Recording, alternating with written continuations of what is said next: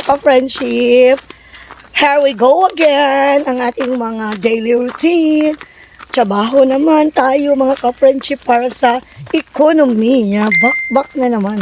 Another week, another journey na naman mga ka-friendship. Lakad-lakad tayo. Very early pa in the morning. Wala pang 7. Basta dun sa bahay is, anong oras yun? 6:35. 6:39. Ambot akong relo. Ay, nabalingag na ang oras niya mga ka-friendship. Nabasa kasi siya pag hugas ko na nag-uo ang aking apo. Nag-parade kami, nag-parade. Huwag rin kayo magsunod-sunod. Huwag mag-single file. Kaya wala tayong mga taba.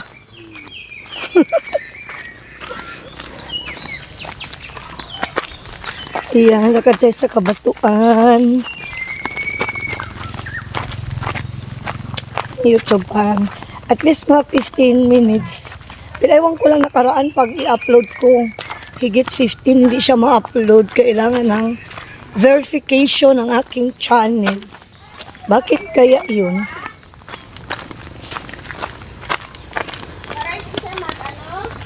Hinto ang aking pag-upload kasi nawalan ako ng paningin for how many months mga ka-friendship. Aray ko, nagas bato, it's tiil. Ayan, very tirik na ang araw o. Wala pang 7.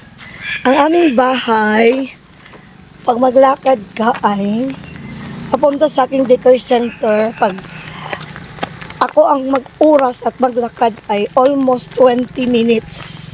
Mabagal akong lumakad. Kaya 20 minutes ganyan. Siyempre, kasama ko Ate Cham. Grade 5 na yan si Ate Cham namin. Oh. Siyempre, kasama si Tatay. Kasi wala rin siyang kasama doon sa bahay. Mahirap na walang kasama ang bawat isa sa amin mga ka-friendship sa buong maghapon. Anong service yun? Pumasok ko sa high school. Akong pantalon ay sino yun? Para si Sir Fred man yun. Kay Sir Fred. Aso, bantay kayo. Huwag kayong magdaan sa likod ng aso kay magbalikid yan siya, di ba tay? Sa harap ng aso pag dumaan. Kasi pag sa likod, magulat din siya. Magbalik din siya, magbalikid ba? Busy na ang all mga ka-friendship. Kasi madadaanan namin ang elementary school, yung papasok ng high school, kaya busy na ang linya ng mga people of the Philippines. So, see you sa daycare center mga ka-friendship. Dito na tayo sa ating daycare center. Grabe dito ang aming gate. It's very hard to open. Kaya tuloy sabi ng isang foreigner na pumunta dito ay the gate has been closed for a very long time. Kaya grabe daw katigas.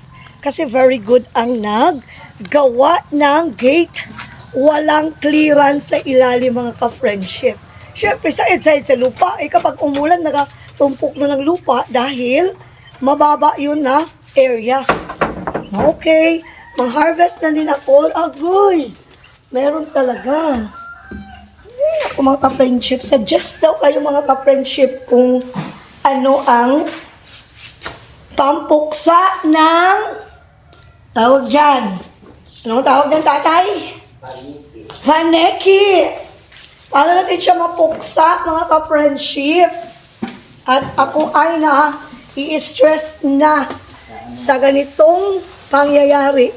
Diyan, binaklas yung bubong kay baka mahulog, kisame at baka mahulog na yung kisame. Delikado sa mga bata. Pagipulot yan tayo. So, dito ang grabe tay. Dito, gyud. Ang CR.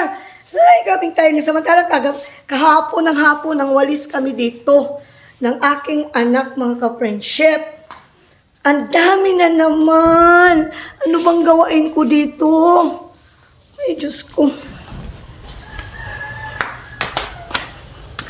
Yan.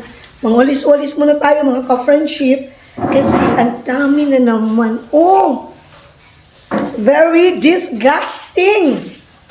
Kailangan ako talaga ang mauna dito para mawalisan muna ito bago ang mga bata, mga ka-friendship.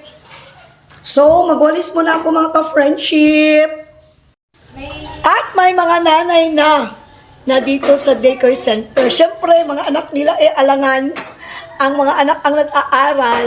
Ayun, may nagwawalis, ganyan. Hoy, Alin, huwag ka maglabas ha. Uwi na mga ka-friendship. Wala ng mga bata dito sa ating daycare center. Tapos, siya lang daw ang bata. Okay. Ito ang aking apo, si Sabi. Mag-hi ka-friendship ka. Hi, the friendship. Oo. Hindi na kami umuwi sa aming bahay. Kasi mamaya alauna ay para naman sa aking afternoon session. So, ngayon, dahil walang bata, ay may gawain ako. Magkabit ako ng magawa ko ng tar, papel, mga ka-friendship. Ma'am, gusto nila magwalis. Ha? Ito, linisin nila yan. Opo. Yan. Hanapin mo na yung glue. Glue. Ay, wala, hindi mo di lang. Kukuhain kong glue. Ayan, mag-glue muna tayo para idugtong-dugtong natin ang mga bond paper para maging tar papel. Kasi, ay hindi pwede dito art, hindi ito gawain, dito pwede magmali dito, Bing. Huwag na magsali dito, Bing. Yan. Wala naman, hindi naman tayo maka-afford tarpaulin. So, let's this is with the tar papel. Is mamang lang ito ay mamalik ka. Masira ito, hindi na ito pwede ulitin. Ayan. O kaya ha? Next ay ito. Ginupit ko na ito doon sa bahay kagabi para dito ay magdikit na lang tayo, mga ka-friendship. Dapat naglinis sila kakinis din yung tao.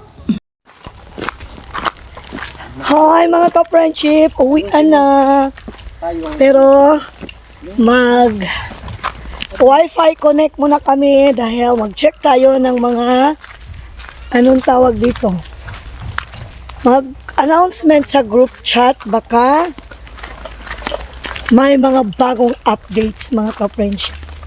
So, habang Wi-Fi, pahinga-hinga muna tayo at hintayin natin yung magsundo sa atin, mga ka-friendship.